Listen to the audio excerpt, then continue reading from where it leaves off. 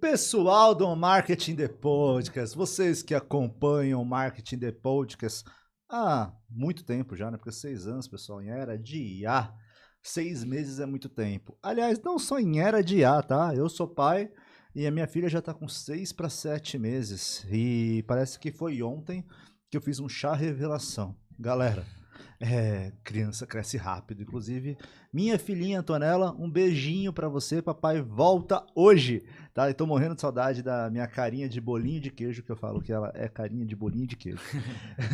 Pessoal, estamos aqui, Bruno Gimenez, host do Marketing The Podcast. Estamos aqui no Marketing The Podcast por Inteliax, que é o episódio patrocinado pelo Inteliax, que é um prazer, né, ter Inteliax com a gente nesse episódio. Inclusive, hoje é um episódio com 2 patrocinadores. Para quem não sabe, a gente é patrocinado pela Ed Production e depois eu conto um pouquinho disso para vocês no meio do episódio. Mas o CEO da Ed, que além de ser patrocinador, gente, na boa, a real é a seguinte: os meus patrocinadores são meus amigos, tá? Então, no final das contas, a gente tem uma relação muito positiva além da questão de patrocínio, tá? O que a gente vai falar hoje aqui? E é um tema que eu acho que é fundamental, ele é um tema técnico, mas que todo mundo hoje precisa para sair dessa questão topo, né? Que é justamente ali uma questão mais macro de A. A gente precisa falar de automação, mas além de falar de automação, como isso vai ser rentável, como que isso vai ser operado, tá? E no final das contas. Então hoje o nome do episódio é como uma automação pode contribuir com uma operação mais rentável. E quem tá aqui é o Roberto Kim, CEO da Ed Production. Aí eu vou ter que fazer aqui uma apresentação. Eu não escrevi, eu escrevo apresentações, o do Kim eu não escrevi. Por quê? O Kim, ele foi tanta coisa na vida dele, mas antes de tudo, ele conseguiu fazer que eu considero a primeira empresa audiovisual produtora influencer. Por quê? Lá eles trabalham de uma forma que eu sempre defendi, feliz. Todo mundo ali, ninguém ali bate ponto, que todo mundo é numa confiança e justamente entregam um serviço de uma qualidade muito maior do que eu vi no mercado. Olha que eu tenho 10 anos de mercado, tá, pessoal? Só de comunicação. De negócios, aí eu tô com facilidade, mas eu tenho 20 anos só de negócios. Comecei na Whirlpool, como eu já falei em alguns episódios, fui ali, atendimento VIP da Brastemp, Consul, KitchenAid. Então, no final das contas, eu tive ali um know-how ali dentro daquela área e eu não vejo, desde então, alguém fazer um trabalho tão bom com audiovisual como a Ed faz. Tá? Então, CEO da Ed Productions, eu já só posso falar isso daqui e ele vai se apresentar no próximo, porque para mim isso é uma baita apresentação já. Kim, seja muito bem-vindo ao Marketing The Podcast por Inteliax. Podcast você conhece, né, Kim? Pô, prazer estar aqui de novo, novamente. Eu que agradeço, né, o convite de estar aqui, principalmente para Inteliax, que agora tá patrocinando esse episódio. E a gente fica feliz, né, de poder vir aqui, poder trocar um pouquinho, né, de figurinha, poder mostrar o que a gente vem aprendendo, o que a gente vem estudando agora do mercado. E eu acho que é isso. Vambora. Estudando muito, né, Kim? Fala de automação para você é muito tranquilo, né? É assim, eu nasci no mercado do digital e das automações e do software e de tudo mais, muito antes de virar hype, né? Então agora que tá no hype, é mais prático, é mais fácil a conversa pra mim do que pra muita gente, né? Então pra mim é tranquilo. E aí eu te faço uma pergunta, Kim, em cima disso. Pessoal, eu sei que a gente vai chegar em vários pontos de automação, mas eu quero que o pessoal te conheça um pouco mais, conta um pouquinho da sua história, Legal. conta um pouquinho da sua visão sobre o mercado de audiovisual. Legal. Bom, prazer, meu nome é Roberto, eu sou CEO da Ed Production e a gente é uma produtora audiovisual focada em Gen Z, Gen Alpha, ou seja, nosso propósito e público é focado nessas gerações. E a gente está criando a primeira produtora audiovisual que é uma marca e a gente quer ser líder e referência nacional e internacional para as novas gerações, para o mercado de audiovisual. Seja você influencer, videomaker, social media, vocês que vivem do audiovisual, a gente quer ser a sua referência, a gente quer ser a sua Coca-Cola. É isso. E assim, você não tá contando que a gente sai e te param, né, Kim? Pra tirar foto. A gente tem. A ideia nossa é que a gente, mais do que uma influência e um influencer, a gente seja uma empresa que represente uma marca. Então, a gente não é somente um produto ou um serviço, a gente representa uma bandeira. Então, a nossa marca é algo que a gente vem trabalhando. Não tem ninguém no mercado que vem fazendo o tipo de trabalho que a gente tem feito e com a estratégia que a gente está fazendo. Então, a gente sente que o que a gente tem mais acertado é ter se posicionado dessa forma nesse mercado e como uma marca e não somente como um prestador de serviço. Que eu acho que aí morre muito do sonho de muita gente, né? Porque, eu sou só um prestador de serviço. E quando perguntam pra mim o que que a Ed é, eu falo que a Ed é uma marca e vai ser uma das maiores marcas dentro do audiovisual. Então eu acho que a diferença é grande, né? Eu acabei de sair do episódio. O pessoal vai ver com 15 dias aí, entra, mas a gente grava no mesmo dia. Eu acabei de sair do episódio com o Seiji Morita. E no episódio com o Seiji, ele falou uma coisa, a gente colocou uma pergunta que é, e até não estava aqui no roteiro, mas você sabe que eu estou no roteiro. Que não estava aqui, mas que eu sei que você é crítico da situação e você tem opiniões fortes sobre isso, Sim. onde eu e o Seiji também temos. Legal. Que é onde as empresas mais erram, as agências, atendimentos publicitários, mais erram o que você gostaria que mudasse no marketing, né? E a gente colocou isso. Eu vejo muito que você falou de posicionamento agora. A gente tocou. A primeira coisa que o Sérgio falou é posicionamento. Eu acho que as agências têm que ter posicionamento. E você falou muito claro de um setor, de um segmento que eu não vejo posicionamento. Sim. Eu vejo o pessoal vendendo cada vez mais como commodity, não como posicionamento. Só que quando eu, da outro lado da mesa de contratante, eu olhava como estratégico, é algo que vai fazer vender, como isso vai ser aplicado, e você trouxe muito isso Você me ajudou muito em ver o mercado melhor. E eu falei também no último episódio uma coisa, seja grato às pessoas que estão com você. Eu sou muito grato a você, você sabe disso. Que agradeço. Uma coisa e você também me ensinou muito, você falou da questão do vertical. O mercado, e eu falo de dentro do mercado, o mercado não tem essa visão de vertical. E parece óbvio, mas é um ensino do que o óbvio precisa ser dito, né? Mas explica um pouquinho, fala o que você gostaria que mudasse, posicionamento dessa questão do vertical. Eu acho que hoje o que acontece muito, que as grandes agências, as grandes marcas têm sofrido é que elas ainda jogam o jogo antigo. E o jogo antigo é o jogo onde você cria uma campanha, alguns materiais de apoio, algumas peças de social, e você roda seu marketing tradicional. Só que hoje o que a gente vê é que os investimentos de conteúdo, creators e esse mundo do audiovisual que tá mudando completamente. Então tá vindo muito mais pro vertical. Então hoje, é o que eu sempre falava pra você, né? Uma campanha de 2 milhões, que existem várias campanhas de 1 milhão, 2 milhões. Essas campanhas hoje fazem muito mais sentido serem traduzidas em várias, inúmeras peças de vertical em comparação com uma única peça de campanha. Ou fazer a campanha junto com um trabalho prévio de vertical. Por quê? O vertical hoje é o topo do funil, as pessoas não entenderam. Então tá todo mundo gastando dinheiro, tá todo mundo torrando dinheiro, não sabem fazer conteúdos. Então a gente vê isso porque se você abrir todas as... Pode pegar até as maiores grandes agências ou até qualquer agência de bairros bons, você vai ver que o conteúdo não é o forte deles, apesar de eles venderem social, apesar de eles venderem estratégia. A primeira coisa, né? É mídias sociais, primeira coisa. Todo mundo entra nas agências pelas mídias sociais, mas se você...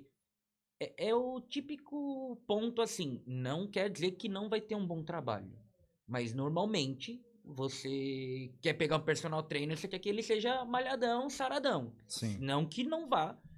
Um cara com um pouco mais cheinho não vai entregar, mas existe a percepção. Então isso é um ponto muito importante. Com o personal trainer eu já vi isso. Tem um conhecido meu que falou, por que eu vou contratar alguém mais cheinho sendo que ele não aplica pra ele? É um pouco disso, entendeu? Então as próprias agências e as próprias marcas têm tido dificuldade e eu acho que o posicionamento hoje tem que mudar e essa estratégias de conteúdos e de creators tem que ser levado muito mais a sério. Então assim, conteúdos ainda, social, é levado como tipo, meio que a última cartada, assim, né? É importante, todo mundo sabe, todo mundo deixa acontecer, mas não bota muito peso. Então, isso que eu percebo nas empresas. E quando eles querem peso em uma única campanha. Acho que esse é o maior erro que eu vejo em geral no mercado, que as pessoas não entenderam que você tem que ter os dois trabalhos, o horizontal e o vertical, só que a volumetria do vertical tem que ser muito maior. O trabalho tem que ser muito mais focado no vertical. Por quê? Esquentando no vertical, todo mundo acompanhando você, seguindo você, gostando do seu conteúdo, fazendo sentido, entendendo que a sua marca conecta comigo. Quando você lançar sua campanha, seu produto, seu lançamento, eu tô quente. Exato. Essa é a maior dificuldade, apesar de ser óbvio, as pessoas não entendem. É. Então, e eu falo, o vertical não é para você trocar por dinheiro. É para você trocar pela atenção. E a atenção normalmente é dinheiro. Esse que é o grande ponto, né? Esse é muito legal que você falou agora, porque é uma conversa quente que a gente estava tendo ali nos bastidores, Uhum. que era a questão dos eventos. É. Eu errei muito com o evento, quando eu focava só no evento principal do ano e eu não via os micro-eventos durante o ano até chegar no evento principal. Porque você conhece as pessoas, você aquece para você ter ali uma Exato. palestra onde todo mundo já te conhece. O vídeo, pelo que você está falando, é a mesma coisa. A consistência do conteúdo, não só vídeo, né? Mas o conteúdo em si, ele acaba sendo a mesma coisa, né? Então você precisa aquecer a sua audiência, ter uma consistência para Isso. preparar ela para a grande campanha. Eu adoro quando eu entro na Ed, por exemplo, e eu vejo aquele mural de vídeos institucionais que você tem. E em conversas nossas, tá? Eu não sei se eu podia abrir isso, Não, mas pode, você óbvio. justamente fala que eu não tenho problema em investir em vídeos institucionais no meu ano, porque justamente eles demonstram a qualidade do meu trabalho. E eu acho que o grande problema... E sem medo de se colocar, né? Eu sou uma pessoa que eu entendo o peso do marketing e da importância da marca. Então, assim, o posicionamento tem que ser muito claro para todo mundo. O vídeo institucional nosso não é para vender. Ele é para atrair e mostrar o DNA. Sim. O grande ponto que eu sempre tô... Que eu tô meio que pregando esses dias, né? Que eu tô, tipo, assim, levando a bandeira do... Meu, conteúdo não é o produto. Sim. Não tem nada a ver com o produto. É claro, é tipo pegar uma Coca-Cola ou pegar uma Red Bull onde existe o produto. Existe a parte onde o produto tá lá no vídeo ou no material, mas ele não é o main piece. Sim. Em geral, ele é sempre algo introduzido lá como produto, mas nunca é o vídeo principal, nunca é a ideia principal. Ou seja, o que as pessoas têm que entender é que você tem que começar a falar do entorno do seu mercado e não do seu produto e não do seu serviço. Porque as pessoas acham, você vende muito porque a Ed posta muito sobre portfólio. Não. O que a gente menos quer postar é portfólio. Sim. Por quê? Porque a atração está na conexão e não no portfólio. Porque senão eu botava o link do meu site, postava todo o meu portfólio e não fazia mais nada. Sim. Se isso realmente fosse o que vendesse. Mas na verdade não. O que as pessoas têm que entender é que a gente conecta e eu quero trabalhar com quem eu acho que faz sentido para mim. Sim. E outra coisa que a gente viu com a Ed é, eu gosto de trabalhar e comprar de quem tá no hype. Sim. Ou seja, se você tá acontecendo, você sempre tá postando, tá conectado, tá atualizado, eu vou querer trabalhar com você. É difícil de eu não querer trabalhar com alguém que não tá no hype, né? E aí é curioso, né? Vou te fazer duas perguntas agora. Uma delas é publicitária, eu quero que você, até vou preparar para outra, né? Sim. Que você falou sobre fazer sentido, os conteúdos fazerem sentido pelo todo, atrair, para depois em outra ponta, talvez num PDV, vender. Um exemplo que vem na minha cabeça muito é a Red Bull. A Red Bull, ela tomou um posicionamento de esportes radicais que antigamente era muito difícil ter o patrocínio de esportes radicais, ninguém lembra disso. A Red Bull, ela tomou conta onde ninguém estava olhando. Hoje a WSL a liga da WSL faz isso muito bem, inclusive. E ela vende o quê? Energético no final. Só que ela é uma empresa de mídia. Ela se tornou uma empresa de mídia. É muito do que você está falando. Quero que você fale um pouquinho sobre isso, porque também tem muitos publicitários que acompanham. E eu sinto que o entendimento publicitário atual, ele é um pouco mais restrito. Ele é um pouco mais complicado de entendimento para a massa. Né? E poucos falam sobre entendimento publicitário. Outra coisa que eu quero que você fale, que você explane um pouquinho mais. Eu, assim como você, a gente já teve discussões sobre isso, certo ou errado, eu gosto de trabalhar com meus amigos.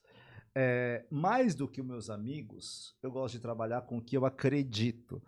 Você traduziu como hype, mas eu basicamente eu entendo como quem eu acredito. Com que de fato Sim. eu acredito que vai dar certo, que está alinhado àquilo que é o propósito. Sim. Vejo que isso é uma tendência um pouco de mercado de pequenos que estão dando certo. E eu vejo cada vez mais empresas crescendo justamente com esse pensamento comercial. Como que você vê isso? Explana um pouquinho esses dois pontos. Tá. O primeiro ponto vamos só para recapitular. Da Red Bull, do publicidade. Assim, em geral, publicidade, o que eu sinto é que ela vem shape-shifting, ela tá mudando de cara, só que as pessoas acham que é a mesma coisa. Então, a Red Bull, ela vende o produto, só que o interessante dela é o sentimento que ela passa como marca, que é o branding. Sim. E o produto é a escolha da ponta final. Então, ou seja, quando eu quiser tomar o energético, eu vou lembrar do que mais conectou comigo. Esse que é o grande ponto. Sim. Porque você não toma energético toda hora.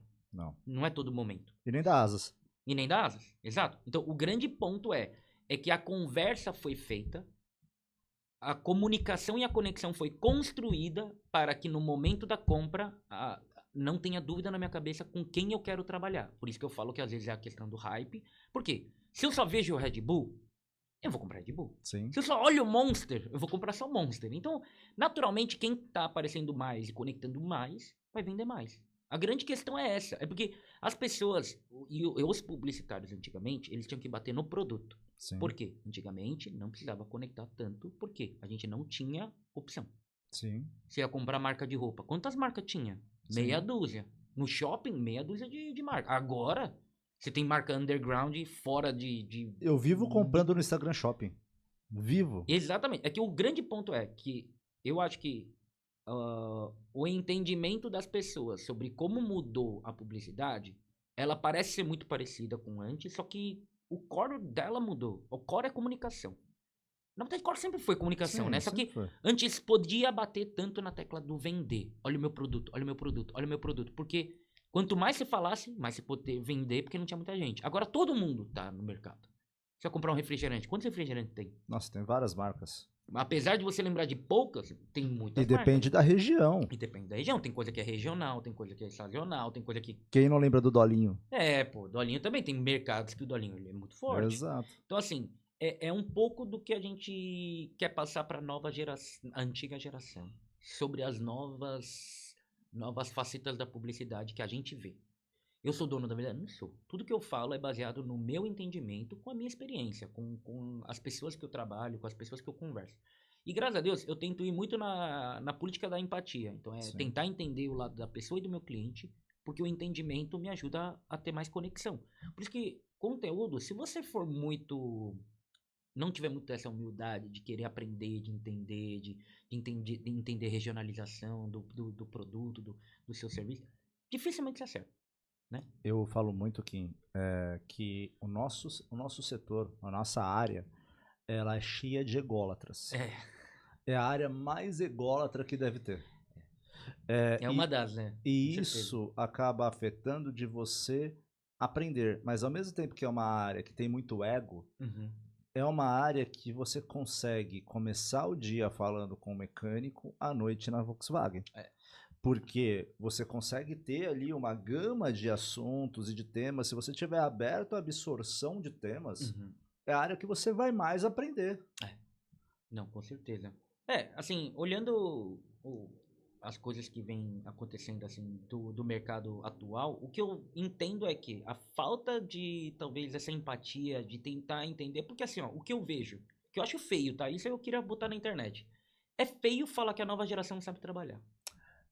Porra, eu acho que é um negócio assim, irmão, tipo, eu te garanto que se eu te pegasse você com 18 anos, você também era um Zé ruim. Não Zé sabia, fudido, não sabia o que estava fazendo na vida. Eu não sabia imprimir. Então assim, todo mundo era ruim, só que a gente considera que a nova galera é pior. Não é pior. Eu trabalho com eles não têm tanto trauma, eles não têm tanto problema, eles são muito mais... por não ter muito trauma, eles se dão a liberdade de poder conversar com você mais. Eles vão conversar de temas que você não conseguia falar quando você tinha a idade deles. Sim. Por isso que eu acho que hoje a grande diferença é que a gente quer que as pessoas trabalhem do nosso jeito. Sim. Só que você não... Eu entendo que eu contrato uma pessoa e eu tenho que dar um local e um formato para que ela possa brilhar. Se ela não brilha porque o meu formato é ruim, então meu formato é ruim, velho. Então eu tenho que mudar. Sim. Então eu tenho que criar um lugar onde as pessoas vão meio que elas mesmo crescer por conta de todo o ecossistema que você criou. Só que eu vejo que as pessoas não pensam muito nisso. Então, Né? mas eu sinto que é muito você vê o copo. A gente também defendeu isso no último episódio, que é justamente eu vejo o copo vazio ou o copo cheio. As pessoas tendem a olhar sempre para o copo vazio. E o copo cheio, que é o mais interessante de você ver, não. Porque ao mesmo tempo a gente pega dados, nunca houve, e isso é um dado que impacta completamente numa geração com menor trauma, com menores problemas psicológicos ainda tem, por uma questão de ansiedade e tudo mais, mas de presença de pais. Você pega os dados, a gente tem aí 45% a mais aí de uma geração presente na vida dos filhos. Então, home office, cabeça diferente, né? Tudo funciona de uma maneira diferente. Então, você falar de geração é muito complicado. Você falar que não melhorou, melhorou. O que eu entendo é que a gente piorou. A gente não sabe lidar com a nova geração, então a gente se frustra. E muitas vezes a gente quer descontar neles. Obviamente tem casos que, pô, o cara não trabalha, o cara é vagabundo. Pô, tudo bem, como tinha vagabundo em todas as gerações anteriores. Quantas vezes você não fez reunião? Falou, pô, esse cara não trabalha. Eu era um clássico vagabundo, guys. Não acha que eu era o... Mano, a vida me bateu suficientemente pra que eu tivesse que levantar a bunda e falar, mano, agora eu tenho que mudar. Mas assim, eu era igual a todo mundo. Sim. Quando eu falo com eles, eu tenho muito essa linhagem, assim, de falar, pô, pessoal, eu fiz igual vocês. Eu errei igual, se não pior. Porque antes ainda, eu nem tinha capacidade ou a possibilidade de ter alguém pra me ajudar. Sim. Agora, pelo menos, eles têm tem outras pessoas, tem muitos amigos que eu levo lá pra ajudar a ensinar eles. Então, eles têm minimamente um pouco mais de estrutura. Sim. Na nossa época, a gente era muito ruim, né? E aí, Kim, a gente vai pegar um viés de negócio nisso. Eu vivo no interior, você sabe muito bem. Mas eu vejo também, olha só, quando que a gente via, há tempos atrás, o interior ter filmmaker? Ou o cara com celular, que tem até o filmmaker de celular, de iPhone e tal.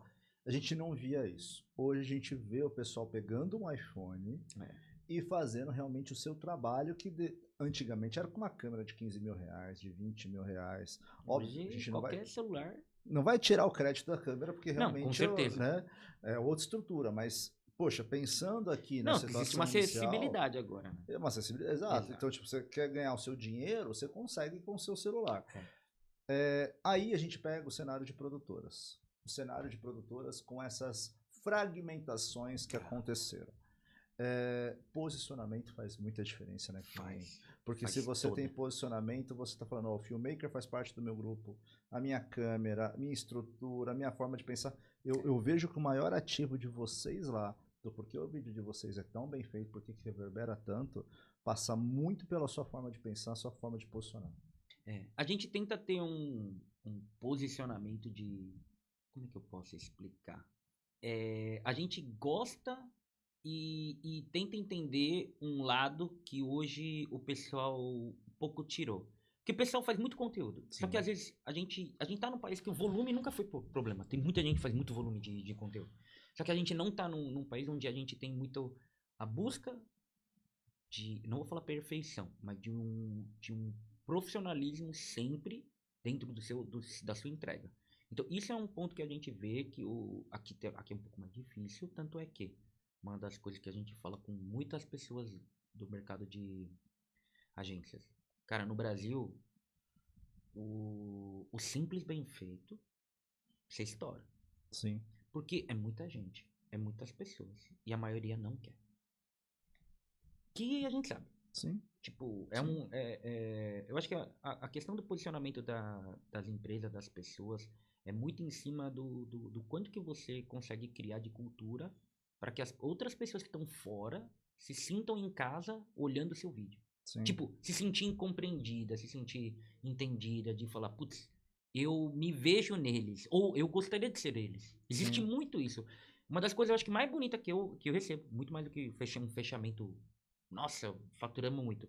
Eu acho que é quando pessoas vêm falar, cara, vocês foram referência para eu abrir minha empresa. Tipo, que nem eu sei, assim, ou você é uma referência pra gente poder melhorar.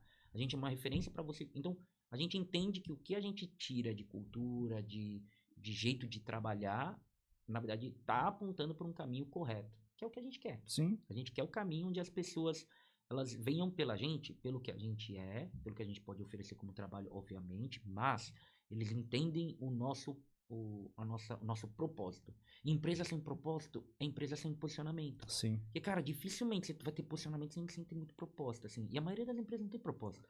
Eu não aguento mais aquela questão, eu acho que nem o mercado aceita mais, de temos que vender porque não sei. É que, assim, eu pergunto assim, eu faço consultoria. Aí, às vezes, eu pergunto pro meu cliente, cara, mas quanto você quer ganhar? O que você quer? Porque dinheiro é relativo. Para uns 10 mil é muito, para outros 100 mil é muito. Ou é pouco. Eu demorei pra entender isso, Kim. Como que eu demorei pra entender isso? Então, assim, na sua conta da sua vida, o que é que vai te trazer a sua felicidade, baseado no que você quer. Assim, eu entendo muito isso. Hoje eu acho que pelo menos para mim, eu tô indo num caminho onde a gente vai ser muita referência para as novas gerações. Por exemplo, Sim. eu falei para minha equipe, ó, a gente vai mostrar para todo mundo que a gente pode, a gente consegue, é só sonhar. E não é sonhar pequeno, porque esse é o grande ponto. Todo mundo quer sonhar, aí o sonho dele é desse tamanho. Sim. Aí o cara vem e aí volta aquele ponto lá do mobile maker, do filmmaker e das novas das gerações antigas. Cara, hoje, sabe o que frustra a maioria das pessoas? Sabe que a geração antiga não gosta da nova? Porque eu, com um celular, eu tiro mais do que você tirou com 50 anos de emprego no CLT. Tá Isso me é desvalorizando, tá me Isso é desvalorizando. foda deles entenderem. Sim. Que mudou o jogo. Sim. Isso é algo que é difícil deles até valorizarem. Só que se você não entrar no jogo, não entender o jogo, eu acredito muito que seus próprios filhos vão sofrer. Tem muito amigo meu que não consegue. Ou ele fala assim, ô mano, me indica funcionário. Eu falo, cara, eu não indico porque eu não trabalharia ali. Eu não gostaria de trabalhar aí. É chato, é boring. O trabalho que você quer me dar é boring, é chato, ninguém quer fazer. Então, as pessoas não entendem esse ponto. Se hoje eu com o celular eu consigo tirar 3, 4, 5 pau, por que eu vou ganhar 3, 4, 5 pau pra ficar sendo estoquista na sua loja?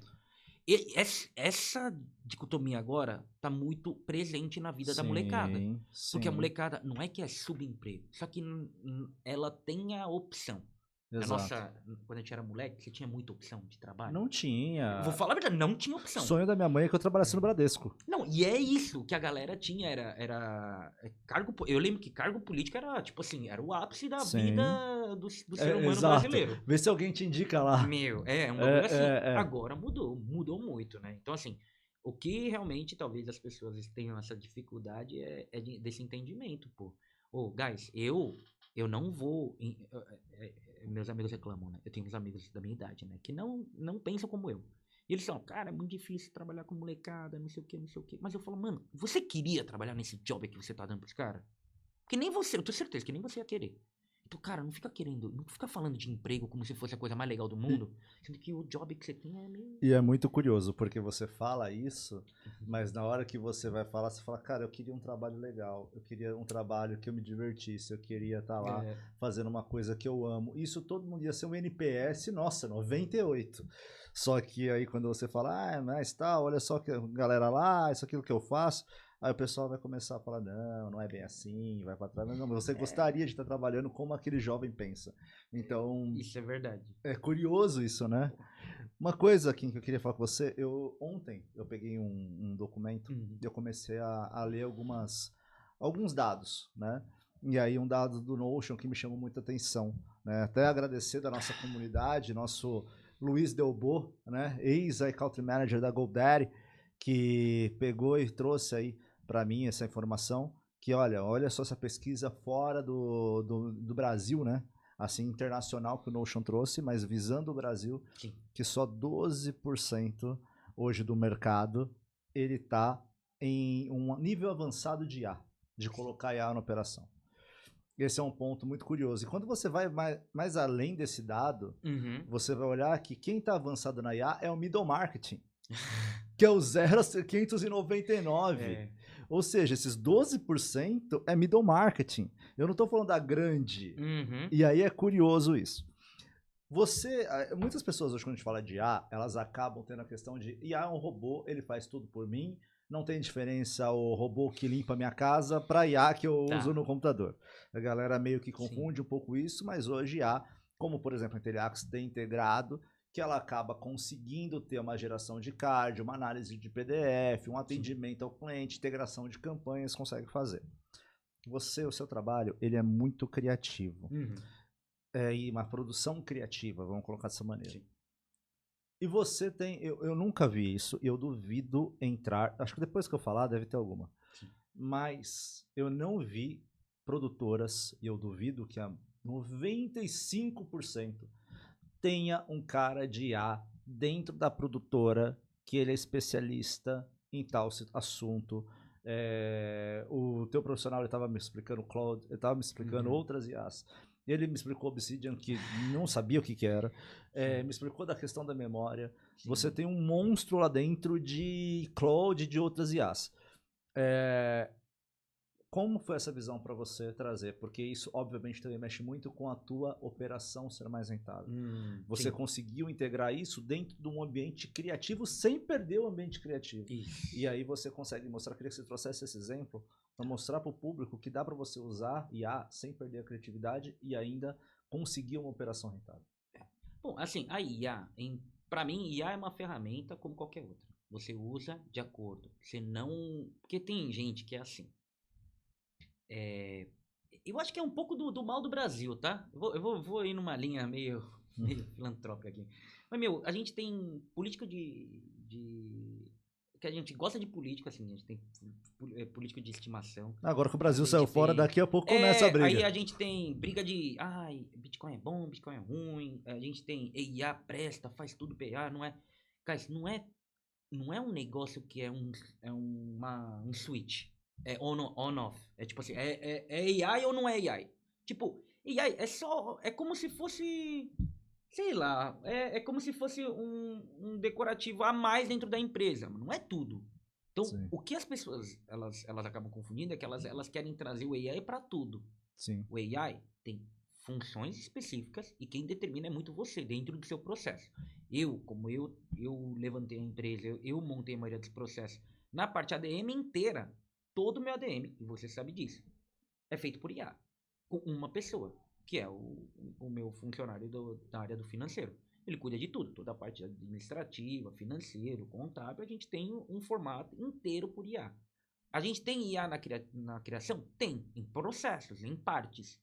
Mas ela troca o processo pela IA? Não troca. E você tem um monstro, né? Que é o teu sócio lá, José, também, que é um monstro, né? Da área criativa. Então, assim, são coisas que todas essas ferramentas, elas servem para adequar o terreno para quando o meu jardineiro, que é o José, vai lá fazer o trabalho dele, tá preparadíssimo. Então a IA, na verdade, não é para ela vir mudar o mundo. Ela é uma ferramenta como qualquer outra, como um CRM, como um WhatsApp Business, como qualquer outra coisa. E você tem que usar de acordo. Só que como as pessoas, normalmente aqui, é o que eu tô falando, a gente tem essa mania de pegar um negócio e falar, não, AI é tudo. Não é tudo, pô. Porque tem muitos lugares que e todo mundo foi para SXSW faz 2 anos, 3 anos, tá todo mundo indo para ver o que a IA vai substituir o humano. Então, é que assim, e é o contrário que dizem todas as vezes. Por exemplo, vamos falar de caso de IA. Pega o caso da Meta. A Meta, eu trabalho com performance. A Meta cagou em performance por 1 mês, acho que 2 meses, assim. Tá todo mundo puto, por quê? Demitiram 8 mil funcionários, meteram AI e toda a parte de atendimento, suporte, toda a parte de ADS estava cagada. O que eles fizeram agora? Volta tudo. Sim. Por quê? Porque não dá pra você tirar o elemento humano da coisa. E o pior, né? É que eles podem também queimar dinheiro, né? Contratar de novo vai gastar muito mais. Então, assim, eu acho que é isso que eu tô falando. As pessoas estão indo muito pro... E eu, como empresário, eu penso assim, nada é eterno e nada é 100%. Então, tipo assim, vai entrar Bitcoin. Pô, eu posso investir um pouco, mas não é eterno, não pode ser tudo. Eu vou investir em AI. Pô, não é eterno, não é tudo. Não é tudo que vai virar AI. Não é, então vamos mandar todo mundo embora. Vai mudar. Não vai mais ter emprego na Ed porque a gente tá com AI. Mano, a área criativa inteira eu contrato. Inteira. E eu tenho muita vaga que a gente quer abrir porque é só criativo. E aí é um ponto que você tá falando que eu também tô muito por dentro. Eu sempre falei que meu meio é sempre muito de tech. Sim. Acho que tudo hoje tem tech, né? Mas o meu meio de amigos foi muito tech, né? A vida toda. E hoje eu olho um pouquinho dessa situação de AI e tudo mais, mas o mesmo pessoal de tech falando isso daí, falando, cara, não é bem assim, as coisas não funcionam assim, tem que pensar, tem que elaborar melhor e por aí vai, né? Eu queria te fazer uma pergunta, queria que você trouxesse até um exemplo, Uhum. né, para isso, de situação que você colocou no seu dia a dia, que você lembra no seu dia a dia, e você fala, cara, eu perdi dinheiro tendo isso manual.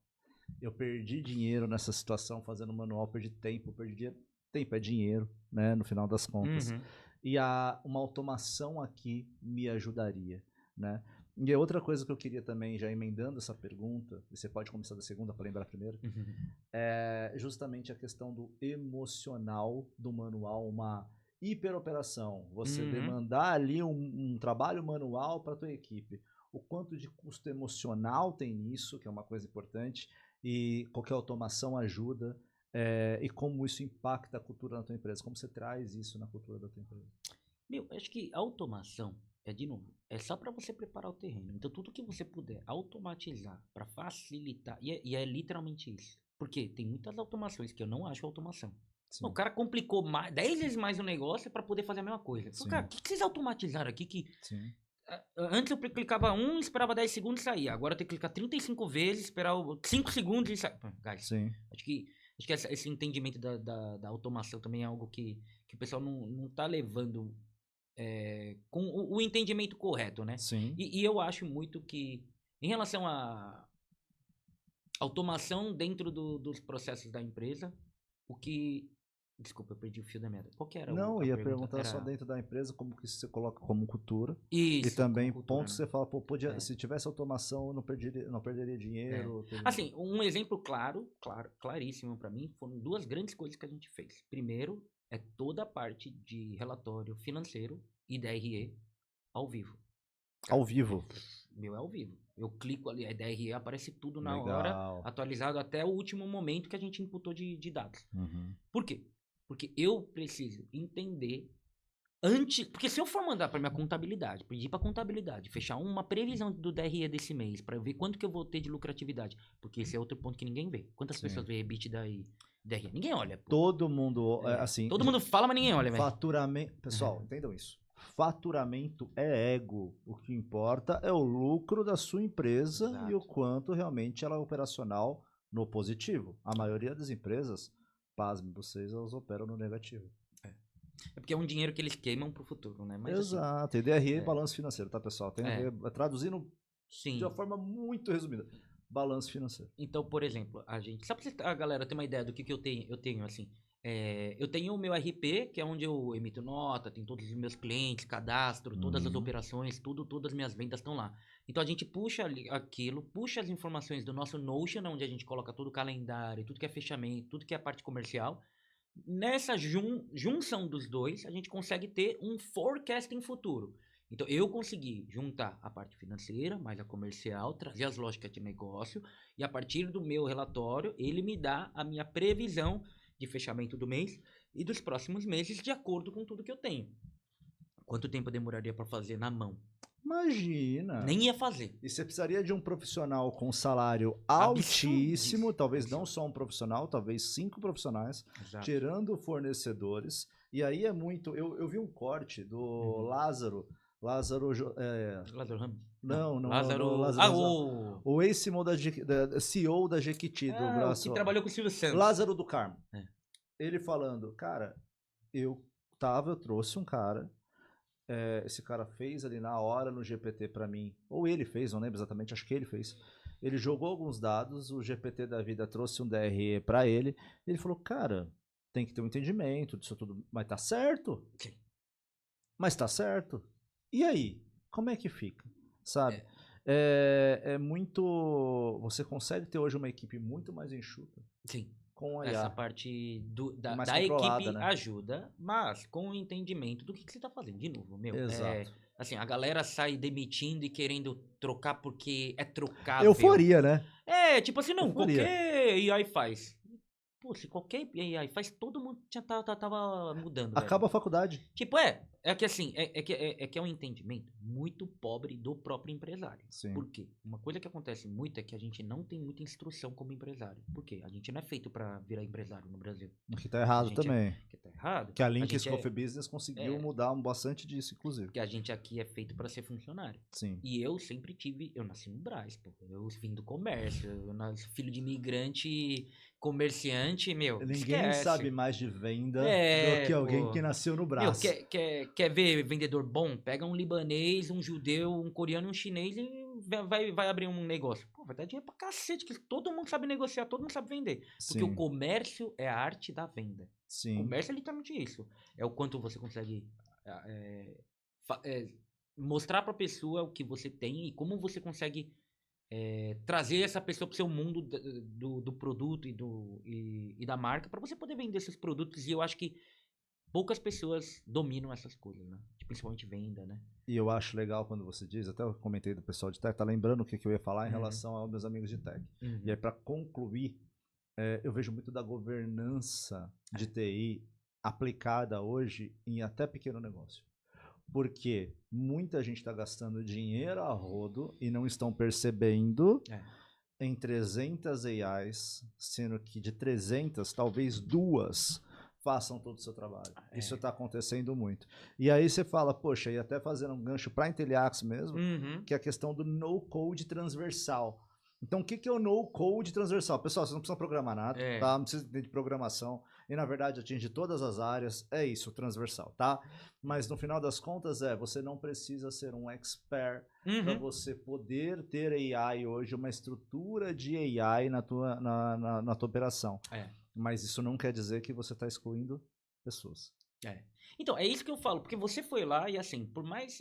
No meu caso, eu fui crescendo e a AI me ajudou a que eu não tivesse que colocar tanta gente para dentro do barco só para organizar. Sim. Porque se você pegar uma estrutura de uma grande empresa, uma grande corporação, cara, 1.500 funcionários. Cara, 500 funcionários é para organizar os outros 1.000.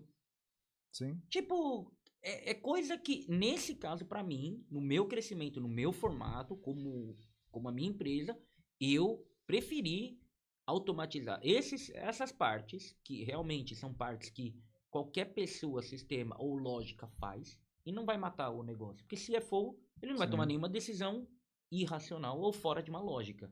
Agora, toda a parte do criativo é uma parte que não dá pra 100% você trocar. Por que ninguém consegue, por exemplo, AI de vídeo? Tem um monte. Sim. Por que não troca? Por que não acabou as agências, se o AI é tão bom? Sim. Primeiro, ninguém nem testou, só viu na internet. Então, o pessoal pode falar do que não faz, né? Então, tipo assim, tem muito desse lado também, né? E, tipo, ele é bom... Fazer a diferença, você percebe quando a pessoa faz. E assim, os AIs, a gente tem usado Higgsfield, muitas outras, Seedance, a gente usa tudo, Kling, tudo mais. Ele de novo, é uma ferramenta. Não dá pra fazer tudo. Monta um filme lá. Você já viu como que é feito os filmes lá? Você tem que montar frame a frame e você não tem certeza se o frame vai sair do jeito que você Convivendo quer. com você, louco. convivendo com você, com a Ed, eu comecei a entender muito mais essa lógica. E aí eu comecei a ver, e eu comecei a mexer no CapCut mais de uma forma mais pro, comecei atrás de um Kling nativo, e comecei a entender. Eu fui até a página 1. Porque ali eu olhei e falei, cara, isso aqui vai me levar muito tempo e eu vou ter que estudar, fazer uma mini faculdade para entender isso aqui. E esse tempo eu não tenho. Fazer frame por frame, visão. Aí é o impacto que a IA não vai ter. Que é o quê? O entendimento de visão, de ângulo. Todo esse entendimento. Iluminação. E de qualquer jeito. Muito difícil iluminação. Vou falar, guys. Você vai fazer um filme no Higgsfield, usando Seedance. Legal. Todo mundo tem a possibilidade. Irmão, você tem que saber promptar. Sim. E vocês acham que é fácil promptar?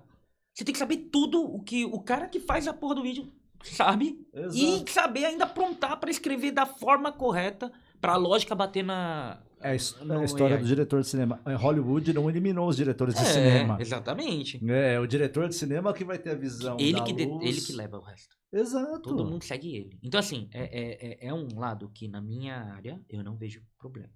Aonde eu vejo um pouco de mais de problema? A agência sofre um pouco mais. Por quê? Sabe aquela agência que fala que é 360? Todas, né? Então, Que é outro ponto que eu também não acho que é muito legal. Eu entendo o mercado, por que que o mercado foi para esse lado, mas é aquele famoso, aqui é rodízio de pizza, churrascaria e sushi. Eu vi, Rodízio de sushi, eu entendeu? vi no Simul Summit do ano passado ou retrasado, os 5 All-Stars, porque os CEOs, chairmans das grandes Imagino. agências são, né, aquela pompa. Eles falando e eles falando, a gente tem que se adaptar ao cliente, e se adaptar ao cliente a gente tem que fazer tudo o que pedem. Eu acho que O não que é bem ninguém assim. percebe, e eles nunca vão falar, É. mas é um fato que a gente tudo sabe, tem 320 fornecedores embaixo. Tem uma Ed que produz para eles, É. né? E é assim, né? E uma coisa que eu vejo assim, e vai mudar, tá? Umas coisas, por exemplo, o medo de falar pro cliente que ele tá errado. Vai mudar isso. Já tinha que ter mudado antes, né? Esse medo que todas as grandes agências têm, sabe por que muitas coisas às vezes não andam do jeito que as agências querem? Porque eles não querem perder a conta e o dinheiro. Só que, de novo, eu vou muito nessa linha lá na Ed. Cara, mecânico sou eu, porra. Exato. O carro tá ruim, eu tenho que falar. Ah, mas o cliente gosta do carro ruim. Tá bom, mas eu vou falar o que tá ruim. Se ele Exato. quer andar com o carro dele assim, o problema é dele. Mas meu trabalho como profissional, eu tenho que fazer. Eu acho que a gente perdeu a mão. Por quê? Ah, o cliente quer mudar isso. Mas por quê? Não tem lógica. Mas a gente muda. Por que que a gente faz isso? Eu tenho uma declaração que eu faço Hum. muitas vezes aqui, o pessoal, não sei quem que entende bem, quem entende mal, mas enfim, a É, declaração tá feita. Falta rockstar no marketing. é. Quando eu falo rockstar, é o quê? Que não tem medo de ser uma estrela e que, consequentemente, não tem medo de tocar diferente, Sim. de dar a sua opinião, e que se dane o que pensam e tudo mais. Só que esses fazem a campanha diferente. Sim. Esses fazem as coisas rodarem Vai ter um olhar diferente. diferente. Seja diferente. Eu geralmente É. falo isso, né? Também acho. Tem uma coisa que você, numa dessas aí de fazer diferente, eu tenho ex-treinados meus que me Uhum. mandam mensagem hoje falando: eu pensei diferente e deu certo. Eu estava numa indústria farmacêutica e deu certo. Isso é verdade. Sabe? Não posso falar, obviamente, os nomes nem Sim. tudo mais, mas enfim. Teve também uma questão aqui que a gente conversou no último episódio e que eu ouvi isso do Sage e eu já vou também emplacar numa outra pergunta para você. Vou fazer essa emplacada na outra. O Sage falou uma coisa que me impactou bastante. E ele bate muito essa tecla, eu gosto muito quando ele bate. Dessa vez eu não tinha ouvido quando eu ouvi no podcast. Eu tenho processos, mas os meus processos é para que o meu atendimento e meu time fique o menos possível neles. Obviamente, eles são só a ponte. Não adianta criar uma ponte longa e fazer eles irem tudo. Ela é linda, ela é dourada, ela tem diamante, mas é 4 km. Vai e volta todo dia. É exatamente isso. Às vezes a gente criou uma ponte que é linda, mas é ruim. Ele E falou às uma vezes coisa que é verdade. Eu vou criar todo um processo para olhar todo um processo quando é um post que eu tenho que fazer de uma semana. Vou demorar uma semana. É real. E como que é para você isso lá dentro, tá? Da Ed, em relação a processos? Quando você colocou a questão de processos lá dentro, processos automatizados e tudo Sim. mais, houve resistência? Como que a geração isso é legal. ela acaba aceitando isso? Eu quero dar um dado aqui, Tá. que segundo dados da McKinsey, Tá. pô, acho que todo mundo aqui conhece a McKinsey, né, pessoal? O mundo conhece a McKinsey pelas pesquisas dela. É uma das maiores consultorias do mundo. Apontam que projetos de automação geram ROI de até 200% no primeiro ano. Você sentiu isso na prática? O retorno veio rápido, veio lento, veio além do esperado? Como foi essa mudança? Cara, o meu resultado foi imediato. Assim, ó, primeira coisa. Um empresário sem informação não é um empresário. Perfeito. Ele é um funcionário que tem um CNPJ no nome dele. Só isso, velho. Assim, empresário bom mesmo, ele tem que saber todos os números, ele tem que ter a visão do que tá acontecendo. E essa parte é uma parte que o pessoal tem muita dificuldade até de, tipo, tirar os próprios números. Então, se você não tem nem... Se você não consegue ver o que acontece literalmente com a sua empresa em número, provavelmente você montou uma estrutura que não te atende. Por quê? Quanto que fatura? Sim. Não sei. Ah, mas eu sei quanto fatura, mas eu não sei liquidez. Eu não Sim. sei ticket médio. Eu não sei quantos clientes, quantos produtos, quantos serviços. Acho que o entendimento precisa vir desses números, né? Então, esses Sim. números são muito importantes pra gente estar tá olhando e ter isso como ponto principal. Se você não conseguir automatizar nem a parte de número, dificilmente você vai automatizar alguma coisa na empresa. Porque a Sim. primeira coisa que muda, e muda na hora, assim, ó, é assim, ó, quando você não tem número, todas as suas decisões são meio, ó, eu vou falar bonito, não vou falar Não, bonitinho, não mas precisa. é meio bosta. Que, cara, assim, eu preciso aumentar o preço. Por quanto? Aumenta pra 15 mil. Aumenta pra 20. É um feeling. Um chute direcionado. Beleza. Ainda é um chute. Então, tipo, tudo mudou na minha empresa quando eu trouxe os números. Então, Sim. o Ricardinho, que é o meu braço direito na parte de número, ele me traz todos os números. Eu Sim. falo, cara, se eu trabalho é me mostrar o número, o que eu faço, se eu Aham. gosto dele ou não, o problema é meu. Sim. Faz sentido? Então, eu trabalho muito esse aspecto. E esse é o aspecto que vai mudar da noite pro dia. Por quê? Suas decisões sendo melhores, você consegue dar mais longevidade pro seu projeto, pra sua empresa. Então, eu mudei 0 a 300 no momento que eu trouxe AI para trazer os números, para facilitar a minha vida, para eu poder enxergar antes de qualquer coisa acontecer. Então, eu tenho relatórios que eu olho no dia 1, a cada semana, a cada 15 dias e a cada mês. E a cada semestre que vai fechando o trimestre. Eu acompanho muitas empresas e eu tenho uma crítica muito grande a muitas empresas. Eu não gosto muito daquele pensamento mesquinho. O pensamento de R$ 100 a mais, para que R$ 100 a mais? É a primeira coisa que você vai bater na porta do seu financeiro, que o financeiro vai falar, gente, financeiro sempre vai falar que tá caro, tá? Pode ser R$ 99,90. Eles vão reclamar que tá caro.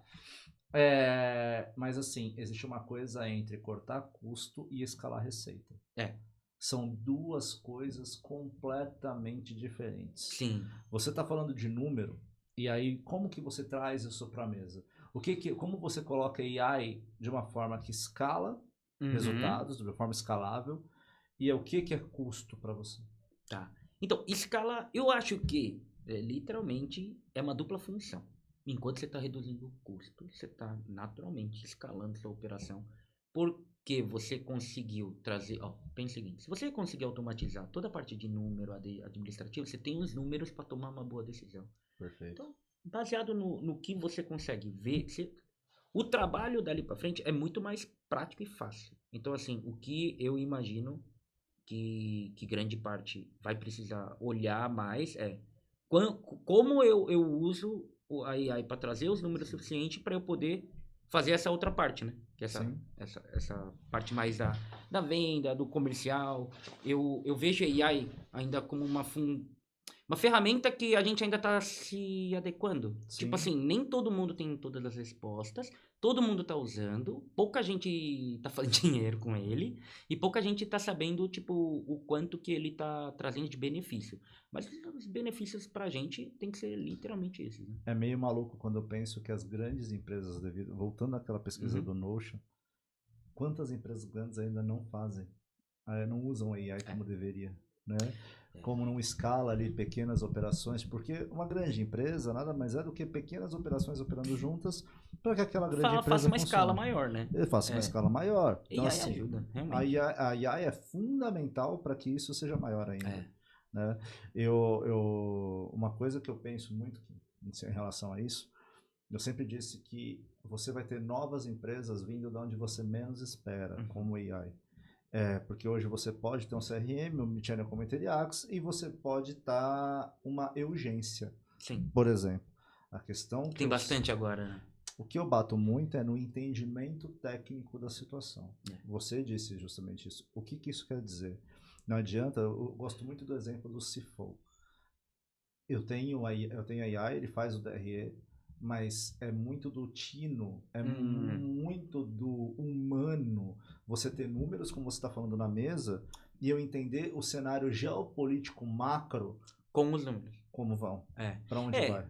Porque, na verdade, o número, ele é uma fotografia do estado da sua empresa. Exato. Aí, com isso, eu trago a parte comercial, que é o tato, que é o que a gente está trazendo. E aí, junto com os dois, eu consigo tomar as decisões da empresa, assim, né? Então, nunca é somente número, até porque número por número, se fosse só número, o AI tomava decisão por mim, eu nem saia de casa. Sim. Então, a gente sabe que muita parte é o entendimento. Uma coisa que eu percebi que é difícil pro AI entender é tipo assim, Ele sabe mais ou menos o que é importante pra mim. Sim. Mas ele não sabe o que emocionalmente é importante pra mim. Porque existem coisas na empresa que emocionalmente são mais fortes que outras. Sim. Então, por exemplo, pra mim, não entregar um produto ruim é uma parte muito importante. É difícil de você ter um AI que consiga ajudar nessa parte, né? O Tipo que é assim, produto ruim pra você? O que é pra mim? tipo assim, essas coisas são muito difíceis. Sim. Então, é um entendimento teu. Então, sempre vai ter o lado humano junto com o AI. E quanto mais o lado do AI, mais precisa ter do lado do humano. Por quê? Porque o entendimento precisa vir do humano, não do AI. Porque se você fizer tudo em lógica, nada funciona.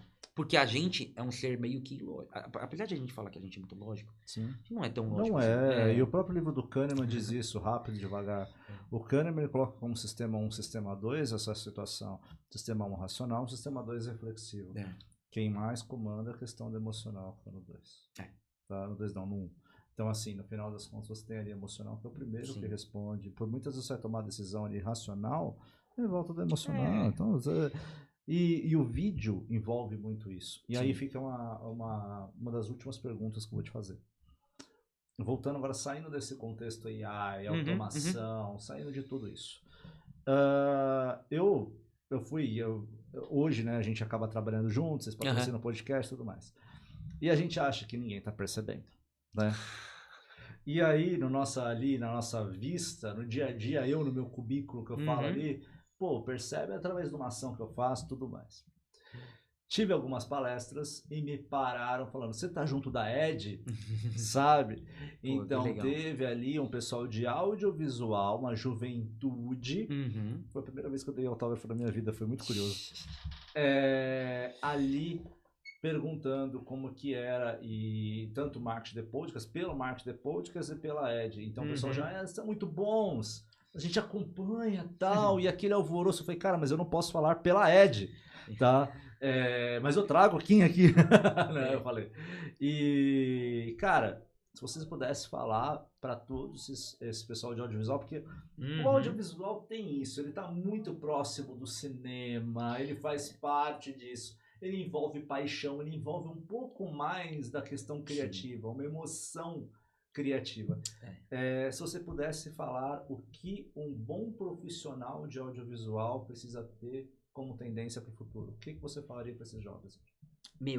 Eu acho que uma coisa que eu sempre explico na empresa, em questão de funcionário, skill, foda-se. Skill se aprende. Posso ser sincero? Se eu pegar uma câmera agora, pode ser a câmera que for, mano. Mais que demore 6 meses, a gente consegue começar a trabalhar. Dependendo do tempo, a gente consegue efetivamente aprender o skill. Sim. O que a gente é mais difícil de ensinar são soft skills. Sim. Então, o que eu olho nas pessoas é a vontade. Tipo assim, primeiro é vontade, depois eu olho um pouco mais a questão das aptidões e o que ela tá mais propensa a fazer. Por quê? Porque currículo pra mim é a maior lorota, aquela porra lá. Sim. Eu sei porque eu fazia o meu. Tá? Eu escrevi o meu e eu tenho certeza que aquilo ali não condiz com a realidade. LinkedIn hoje em dia, o LinkedIn virou, mano, tipo assim, é a Disney de quem tá Porque assim, eu gosto do LinkedIn, eu acho que ele tem, mas assim, tem uns posts lá que me dá, tipo assim, câncer de olhar. Eu trabalhei com pessoas e eu vejo lá CEO, eu falo, poxa, mas peraí, era vendedor igual eu. É difícil esse mercado aí. É curioso, mas você diria então para esse pessoal que realmente treinar soft skills, eu falo muito disso, que hard skills é uma coisa que não é, soft skills hoje é muito mais importante que hard skills. Porra, assim, na minha equipe, assim, eu não ligo, porque assim, ó, eu tenho uma linha que eu acho que não é todo mundo que tem, mas eu acho que todo mundo entende. Errar faz parte do processo. Se eu não deixar errar, não tem processo. Simples. Sim. Então tem que errar. Sim. E se você errar, eu vou te ensinar a ter uma atitude em cima do erro. Mas a nossa geração aprendeu a punição, né? Então, esse é dois mundos de realidades diferentes, entendeu? Então, eu consigo muito mais fácil conversar e trabalhar com a nova geração, que ela tem esse entendimento. E pra mim, eu falo pra ele, cara, isso aqui eu te ensino. Mexer na câmera, pegar o ângulo, pegar o jeito, todo mundo te ensina. Ser uma boa pessoa, cara, tem que vir de casa. Sim. Ter vontade é de você, não é meu. Sim. Eu não vou ficar acordando pra você e falar, mano, vamos lá com força todo dia. Primeiro, motivação nem é requisito pra trabalho, velho. Sim. Requisito pra trabalho é necessidade. Eu já falei. Cara, eu Tem acho... necessidade? Eu acho que você deu uma boa porrada. Mas assim, a grande Porra. questão é em cima disso, eu vejo que trabalhar... Eu não entendia isso, Kim. Eu entendi com o passar do tempo. Trabalhar por trabalho não tem fundamento nenhum. Tem fundamento. Você nem quer fazer. Nem quer fazer. Trabalhar por propósito. Por mais que ainda é trabalho, tá, pessoal? Você não vai pegar... Vai deixar de ser trabalho. Não vai... Ó, eu vou acordar feliz 8 horas da manhã, ou quem pega metrô, que eu peguei muito tempo lotado, 5:30 da manhã, 6 horas, e fala, não, nossa, tô feliz. Não é isso, não tô falando aqui do mundo da fantasia, galera. Eu tô falando, mas é você saber falar, pô, isso aqui tem um futuro. Sim. Isso aqui tem um propósito, isso tem uma construção, tijolinho por tijolinho, né? Uma coisa que eu bato muito na empresa é que eu acho isso muito legal, porque ninguém me ensinou, mas eu acho muito importante. É tipo, cara, terminou um ano, você tem que olhar pra trás e falar, mano, o que eu fiz nesse ano e o que eu consegui? Se eu não consegui nada, convenhamos, algo tá errado. Exato. E eu comecei a aplicar isso na minha vida e comecei a mudar a minha vida. Porque, cara, eu falava assim, não é possível que eu passei um ano, eu não semeei nada. Sim. Nada, assim, pra colher nada, assim, tipo, você termina o ano e não tem dinheiro. Você fala, caralho, mano, passei o ano inteiro, o que eu fiz esse ano? Era melhor nem ter feito nada, melhor ter ido lá no mato, ter vivido 12 meses lá. Nossa, e saía igual. Concordo muito com você. Então, eu comecei a botar um pouco mais desses tipos de propósitos, que não são propósitos financeiros, são propósitos de vida. Então, pô, aonde eu quero chegar com a minha empresa? Pô, meu propósito não é no dinheiro. Porque se fosse no dinheiro, era só falar, eu quero 1 milhão. Bateu 1 milhão, eu ia largar a empresa. Acabou. Não, o propósito tem que ser algo meio que intangível, na verdade. Tipo assim, tem que ser algo que é tão maior do que eu, que não é chegar lá. O que eu entendi de business é que a jornada de tentar chegar aonde você quer, nessa busca da perfeição, que é o legal. Exato. Então, você tem que escolher algo que vale a pena você correr todo dia. O dinheiro não é o fim. Não, pô. É só a gasolina, literalmente. Você vai lá no posto, bota a gasolina e tem que andar. Exatamente. Você precisa da gasolina para você andar e entregar o que você quer pro mercado. É curioso Propósito é algo que é importante, o pessoal não tem e os pais não sabem ensinar. Por quê?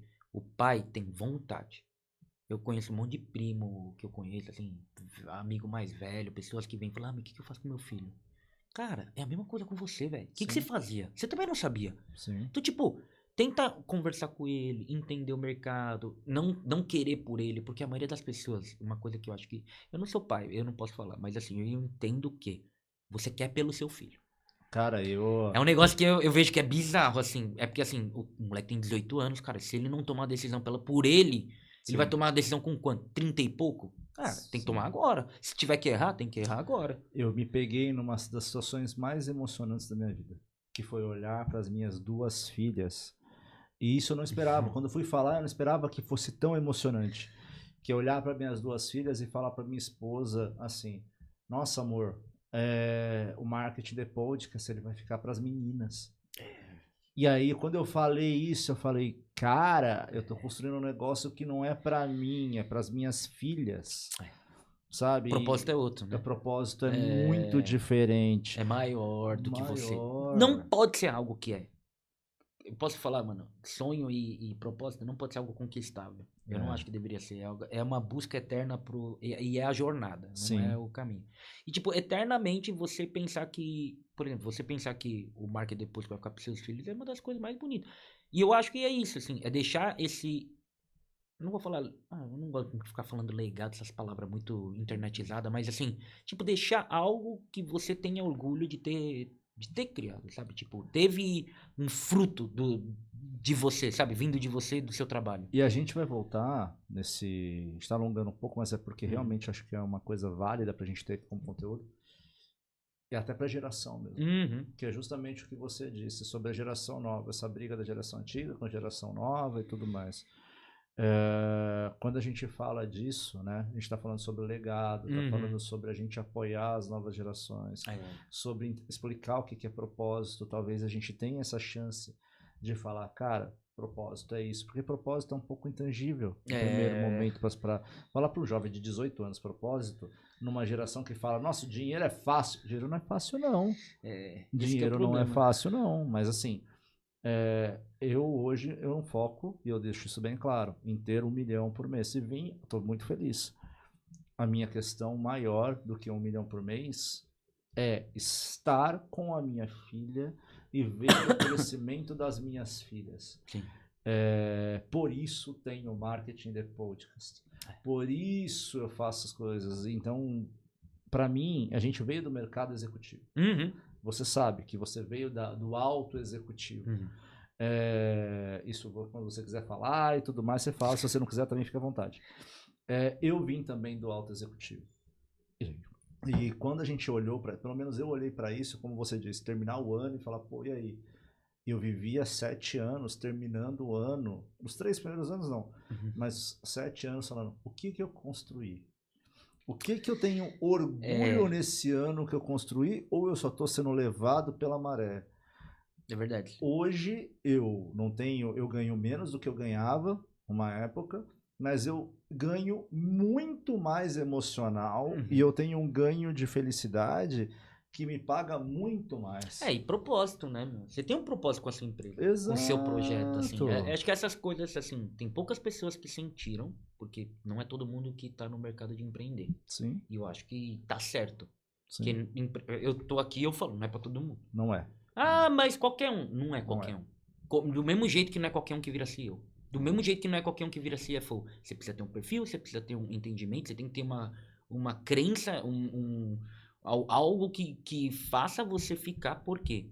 Vai ter dias que você vai comer pedra. Tem dias que você vai comer, mano, bem pra caramba. Mas muitas vezes é dia de pedra. Exatamente. E você tem que saber lidar. Então, assim, o que eu falo eu tenho muita molecada, é que eu tenho muito isso. Que eu tenho um monte de funcionário jovem, de 20 e pouco. Os amigos deles vê o trabalho que a gente faz e eles querem conversar comigo pra entender, pô, pra que lado eu posso ir na vida. E eu percebo que é muito a mesma coisa. Todo mundo tem a mesma dúvida.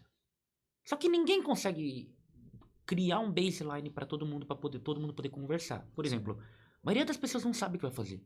E alguém tem que falar pra eles que ninguém sabe até hoje que caralho que a gente tá fazendo essa porra. E tá tudo bem. E tá tudo certo, mano. E tem que parar de achar que tem que estar com a vida feita, ganha, estruturada. E outra coisa, dinheiro não é sucesso. Eu acho assim, sucesso é muito, por exemplo, quando os pais que o mercado de mídias sociais, influencer, ensinou isso, né, Kim? É que assim, a gente cria uma imagem e um apelo visual e um apelo emocional para as pessoas que elas levam isso como uma verdade para elas. Por quê? Porque elas não têm, às vezes, algo que foi forte o suficiente para ela entender que, tipo assim, dinheiro é passageiro. Sim. Pra tudo. Dinheiro troca de mão. Pô, todo dia. Exato. Até dentro de casa. Dentro de casa que mais que mais troca. Assim, mas eu acho que as pessoas, mais e mais, assim, a molecada, eles precisam ter um pouco mais de... Talvez dentro de casa ou com os amigos, ou as pessoas que estão perto, mostrar pra eles que tá tudo bem, não tá bem. Tá tudo bem. E tipo, normalmente 80% da vida é assim. Exato. Mesmo quem tem dinheiro, não tá bem. Mesmo quem tem muito dinheiro, não tá bem. É um mundo onde muitas pessoas atrelam a conta bancária com a sua felicidade. E isso agora, quanto mais velho você fica, mais você entende. Por quê? Porque quando você é moleque, você tem muitas vontades e desejos. Agora que você fica mais velho, eu não tenho mais essas vontades. Então agora você começa a entender a vida como ela é. Tipo assim, o que é importante, o que não era. Eu achava que eu sair, eu ser foda, eu ser aquele cara que aparece com os amigos era legal. Sim. Não é mais. Agora, pô, eu menos quero ver meus amigos, pô. Exato. Meu, se eu puder dormir mais do que sair, tá tudo certo. Eu vou ser feliz pra caramba. Então, acho que vai mudando muito, né? Se a gente acho que a gente pode fazer uma analogia. Eu não vou aprofundar essa analogia porque eu não sou profundo conhecedor, mas eu sou um apaixonado por ela. Se a gente anexar felicidade à questão de dinheiro, então a gente vai colocar que clã budista nenhum é feliz, né? Eu particularmente sou um fã da filosofia, acompanho muito da questão do budismo. Em determinado momento da minha vida foi algo que me fez bem e me faz bem até hoje. E quando eu olho para isso, eu falo, cara, ali tem muito sucesso. Tem muito sucesso em você viver no mínimo. Sim. E não há dinheiro ali. Muito pelo contrário, há muita bondade, muita questão de se doar ao próximo, de altruísmo, né? É verdade isso aí, né? É que eu percebo que quanto mais você vai indo pra cima, mais você vai indo pra um canto, uma diagonal que só tá você. É, Então você só pensa em você. O é. que você conquistou, você fez. Então é seu dinheiro, é seu mundo, é seu. Então acho que é uma Minha linha. razão, eu tenho É, razão. entendeu? Então é uma linha que eu acho que é muito perigosa. Eu aprendi a ser muito diferente com a molecada porque eu botei na minha cabeça, cara, se eu não tiver minimamente a humildade de falar de igual pra igual, ninguém vai me ouvir. Exato. E mesmo falando de igual pra igual, é difícil. Vou falar a verdade. O pessoal acha que é fácil lidar com o pessoal. Não é. Não é. Mas assim, eu prefiro 1 milhão de vezes lidar com a minha equipe do que lidar com, mano, se eu tivesse que pegar todos meus amigos e trabalhar junto. Exato. Puta que pariu, eu ia me tacar da janela. Sim. Entendeu? Sim. Porque é uma geração que é difícil. Agora, a nova geração, eu acho muito mais legal. Muito, eu me divirto, assim. Eu falo pra minha mulher, tipo, eu gosto de ir lá tomar café da manhã na Ed, eu gosto de conversar. Ô, como é que foi o final de semana? Dar risada com eles de igual pra igual. Sim. E eles também, eu gosto também muito dessa parte de mostrar pra eles que eu sou acessível. Sim. Mano, eu sou dono, eu sou igual a qualquer um, mano. Eu tenho Exato. vontade que nem você, que nem ele, que nem fulano, que nem o estagiário, que nem... Mano, se eu quiser com vontade de cagar, é igual. Exato. Não vai. Tipo assim, o pessoal cria e bota pessoas em pedestais que não deveriam. De novo, volta a gente ter política de estimação. A gente tem um monte de coisa de estimação nesse país que não deveria ter, pô. Exato. Tá errado, mano. Não importa o quão bonito você tá embrulhado, né? Pra gente fechar, eu tive uma situação com um convidado, foi o último convidado que veio aqui, o penúltimo convidado, né, que foi o Sérgio, foi o Luiz Cavardo. Quando eu era jovem, tinha 18, 19 anos, você sabe como funciona a empresa grande, você trabalha em empresa grande, você sabe. Quando ele chegava, ele me dava muita atenção e eu não sabia imprimir.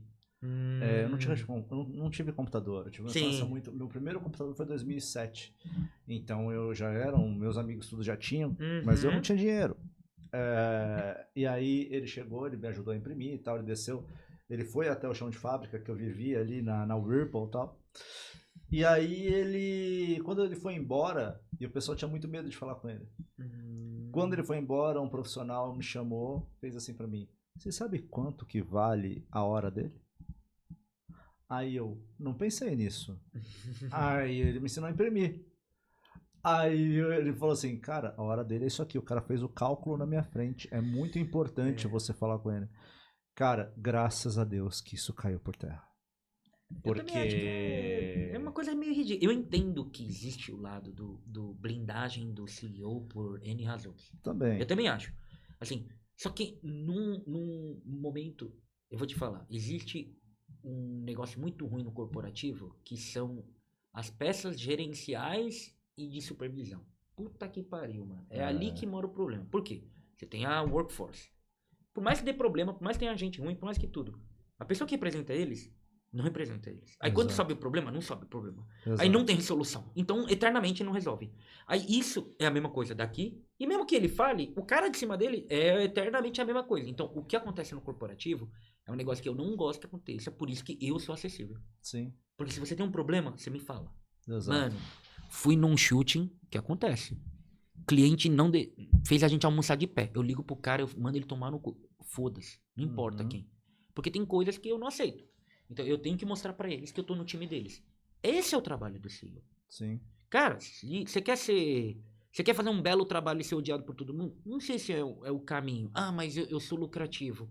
Cara, será que sua vida é baseada na lucratividade, mano? Tipo, as pessoas, todo mundo te odeia. Todo mundo te acha um pau no cu. Mas você é lucrativo, mano. Beleza, você anda de carro do ano, mas ninguém te liga pra comer sei lá, um açaí junto. Cansei de ver executivo de grande empresa que tomava uma decisão que era contra o valor dele, se fechava no carro dele e chorava. Porque tem que vender alma pro diabo. Mano, a única coisa que na minha empresa não precisa vender alma pro diabo. Irmão, você não quer fazer, você não faz. Você não acha certo, não faz. Se você não acha certo e o cliente tá achando ruim, me liga. Exato. Ponto. Mano, olha como é mais fácil. Você não se sente mais protegido? Você não se sente melhor? Falou, mano, qualquer coisa meu CEO entra aqui e resolve. E já teve casos que uma cliente, lá no começo da minha empresa, quando a gente não era nada, que a gente tava ajudando a cliente, ela pegou e começou a gritar com a minha equipe. Mano, eu fechei o laptop, falei, mano, pode fechar tudo aí. Falei, mano, eu vim aqui mais cedo, tô te ajudando, não sei o quê. Mano, nem eu, nem os pais dele gritam com eles. Quem é você? Sim. Eu falei, liga aí pro seu chefe. Aí eu chamei o chefe. Mano, é o seguinte, ó, vamos conversar. Tarará, tarará. A quase foi mandada embora. Por quê? Eu não aceito. Ah, mas você ia perder dinheiro. Foda-se, cara, você não tem... Se você não tem culhão pra perder dinheiro pela sua equipe, desculpa, velho. Eu acho que você tá no lugar errado e você não deveria ser líder. Mas a mensagem pra sua equipe foi muito clara. Muito Você claro, está mano. em casa. É, mano. Você não tem que ter medo de Exato. trabalhar. Errou. Tenha uma boa atitude com o erro. Errei, desculpa. Como eu posso ajudar? Como eu posso resolver? O que eu posso fazer por você? Pô, liga pro Tibom, pede pra falar com o cliente. Não tem problema, a gente dá um jeito. Então a gente tem... Hoje a minha equipe sabe. Por quê? Mas assim, eles às vezes até falam assim, pô, mas outra empresa, o pessoal é muito estranho, eles fazem assim. Eu falo, tá vendo? Você aprendeu certo aqui. E aí o que é estranho, fica muito estranho pra todo mundo. Por exemplo, uma coisa que é muito comum, é uma coisa que é meio foda de falar isso, mas assim, o comércio ele não é muito da nota inteira, né? Não, não é. Então assim, muito dos meus meninos, eles vieram do comércio. E eles entendem, e eu também vim. Então todo mundo aprendeu errado. Na minha empresa, não tem isso, velho. Faz parte. Mano, eu vou falir por causa do imposto. Foda-se. Imposto é devido. Mas... Foda-se, cara. Sim. Então não entra nessa área. Não entra no jogo. Porque não adianta entrar no jogo e ficar reclamando. E aí eu acho muito legal, porque uma das premissas do Marketing The Podcast, quando eu falo com a minha equipe, você conhece a minha equipe, me vem com alguns problemas às vezes. E aí eu vou te pedir também as considerações finais. Que é justamente... Bruno, tô com dúvida disso. O que você acha disso? Eu faço certo. Na dúvida, faz o certo. Pra mim não tem dúvida. Pra mim a situação é só fazer o certo, sabe? É isso. Quero suas considerações finais, por favor. E eu quero agradecer, antes de tudo, a nossa parceira, patrocinadora, a Inteliax. Conheça a Inteliax.site, esse é o site deles para vocês entrarem, tá? A Inteliax, se você quer vender mais, quer atender melhor seu cliente, quer ter campanhas integradas no CRM ou Minichannel, é com a Inteliax, tá? Então vocês podem acessar lá, tem o plano free deles lá, né? O trial deles para você se adaptar à plataforma. Tem ali tamanho de assinatura para todos os tipos, então você pode ser pequeno, médio, grande, empreendedor individual, seja o que for. Vocês conseguem se organizar, porque organização, dados, conforme a gente conversou aqui com o Kim, é o que vai fazer a sua empresa crescer e escalar, tá? Kim, suas considerações, para mim foi um prazer estar com você, é sempre muito bom. A gente está 2 dias juntos já, né? Sei que seu horário é muito complicado, porque tem várias empresas atrás de vocês. E, poxa, eu tenho admiração pela Ed, tenho carinho, tenho gratidão pelo que a Ed, óbvio, a gente, né, por você, você sabe disso, mas também pelo trabalho que vocês fazem. E eu posso falar, os meus conteúdos mudaram, principalmente conteúdos visuais, a partir do ponto que vocês entraram.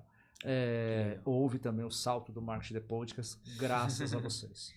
Pô, na verdade eu quero primeiramente agradecer ao convite. É sempre bom, né, vir aqui conversar, mostrar um pouco do nosso lado, né, o que a gente pensa. E eu agradeço muito tanto a Inteliax, Gargamel, Marketing The Podcast, por esse ecossistema que a gente tá criando agora, que eu acho que é esse que é o grande ponto, né, que a gente tá criando algo que é tão gostoso de trabalhar junto, que tá fazendo bem para todo mundo e todo mundo cresce com isso. O meu grande ponto que eu sempre passo, que eu acho que é o que eu posso fechar é, se você der valor para as pessoas que estão ao seu redor, as pessoas que estão ao seu redor vão dar valor para você. Então é algo que eu levo para minha vida, é algo que eu faço com vocês, com todo mundo, ou seja, eu gosto de explicar, eu gosto de passar o que eu sei. Não preciso guardar, porque eu sei que com isso, vocês crescendo, eventualmente a gente vai crescer junto, vai ter oportunidade junto. Esse é o pensamento que a gente tem na Ed e o que a Ed, como a Ed quer crescer, da forma correta e da melhor forma possível. E eu queria só deixar um último, na verdade, que você fala o que você quiser, você tá vermelho pra você. Pô, pessoal, eu queria dar um announcement bem legal, que a gente nos dias 25, 24, 25, 26, 25, 26, 27, 28 de agosto, a gente vai estar no Filmecon. A gente vai estar no nosso primeiro evento grande e a gente vai estar com nossa stand de experiência. Então a Ed é uma marca, então venha ver o que a gente vai ter lá no Filmecon. Vai ser muito focado pro pessoal de social, pessoal de audiovisual e o pessoal de faculdade, pessoal que tá querendo entrar nesse mundo de talvez virar influencer, aprender como mexe, trabalhar com influencer, ou fazer audiovisual, foto, vídeo, cinema, o que for, né? Então, esse é o evento, então apareçam lá, a gente vai estar com a nossa standzinha do lado da Sony, do lado da Kodak, Só isso, Fujifilm, só isso. Godox, todo mundo. Então, a gente vai ter palestra, vai ser muito legal, então se vocês puderem participar, vai ser bem legal. A gente vai ser aqui na Moca, aqui em São Paulo. Então, fiquem atentos aí, pessoal. Super convidados, Marketing The Podcast estará lá também, Boa. tá? Estamos levando a nossa equipe também para estar lá e cobrir também junto da Ed, porque vão ser eventos aí, dias do evento muito legais, e eu também quero muito estar lá no FIBCOM, porque eu sei que vocês estarão, Boa. tá? Então, gente, Kim, muito obrigado. Obrigado. Viu, de verdade. Eu que agradeço. Pessoal, finalizando aqui mais um episódio aqui do Marketing The Podcast, pô, vocês sabem quanto que eu gosto de estar aqui, quanto que eu gosto dessas conversas, saio daqui com a cabeça explodindo. Quero que vocês lembrem da questão do loucura tem ROI e também quero que vocês lembrem de só sei que nada sei. A vida é um só sei que nada sei. Tá? É isso, agradecer a Inteliax mais uma vez, obrigado por acreditar no Marketing The Podcast e, consequentemente, assistam, curtam, compartilhem, estejam com a gente, com o nosso ecossistema, com a nossa comunidade. E uma coisa que o Kim trouxe aqui que eu quero fechar. Normalmente eu não fecho com isso, mas eu acho muito importante. Faço bem, faço certo. Beleza? Aquele abraço.